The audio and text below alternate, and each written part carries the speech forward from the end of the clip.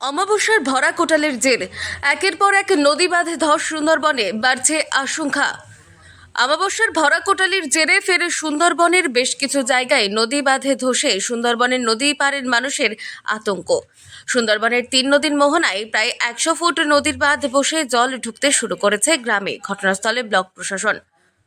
উত্তর 24 পরগনার বসিরহাট মহকুমার হিঙ্গলগঞ্জের পর সন্দেশখালী 2 নম্বর ব্লকের মণিপুর গ্রাম পঞ্চায়েতের ছোট কলাগাছি, বড় কলাগাছি ও রায়মঙ্গল নদীর মোহনায় হঠাৎ 100 ফুট নদী বাঁধ ধসে যায়।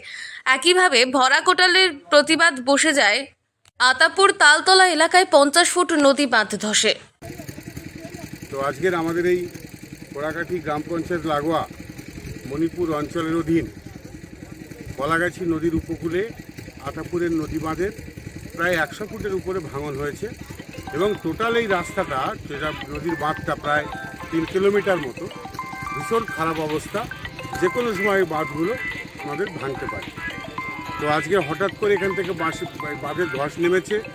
এলাকায় কম করে হলেও 4 থেকে 5 হাজার মানুষ আজকে জলমগ্ন হতেন, কিন্তু গ্রাম পঞ্চায়েতের ও পাশাপাশি ইরিগেশনের অত্যন্ত তৎপরতার সাথে আমরা লোকজন নিয়ে আপাতত এই জোয়ারটাকে আমরা ঠেকিয়ে নিতে পেরেছি।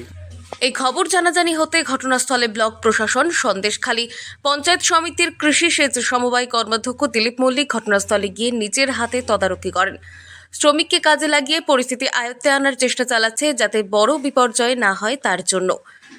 শাল, বল্লা, মাটির বস্তা দিয়ে কাজ শুরু হয়েছে। দ্রুত যাতে বাঁধ মেরামত করা যায় তার জন্য সব রকম ব্যবস্থা নিয়েছে ব্লক প্রশাসন। ভরা কোটালের শুরুতে হিঙ্গলগঞ্জের দুলদুলি গ্রাম পঞ্চায়েতের দুলদুলি ফেরিঘাটের রায়মঙ্গল নদীর প্রায় 100 ফুট বাঁধ বসে গিয়েছিল। সেখানেও কাজ শুরু হয়েছে। অমাবস্যার পর নদী ভরা কোটালের জন্য জলের স্তর বেড়ে গিয়েছে। দুপুরবেলায় 1টার সময় এখানে জল উঠেছে বিরাট হাওড়া, তাই দেখে আমাদের ভয়েই গেছে, ঘুরনে কোন জায়গায় যায় তাই ঠিক নেই। এতটা লোক আমরা এখানে বাস করি, তা আমাদের এই জায়গাটা ব্যবস্থা তো করতে হবে নাকি? রাত্রি কি করে বাঁচবো সেই চিন্তায় আমরা আতঙ্কেই রয়েছি।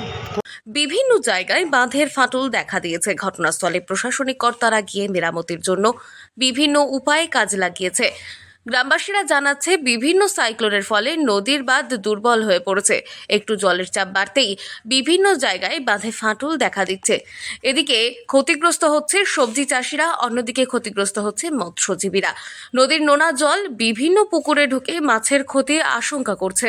তাই তাদের দাবি, পাকাপাকি বাঁধ তৈরি করা হোক, তা না হলে সামনে বড় বিপর্যয় আসছে। পুরো বিষয়টি নিয়ে আতঙ্কে রয়েছে সুন্দরবনবাসী।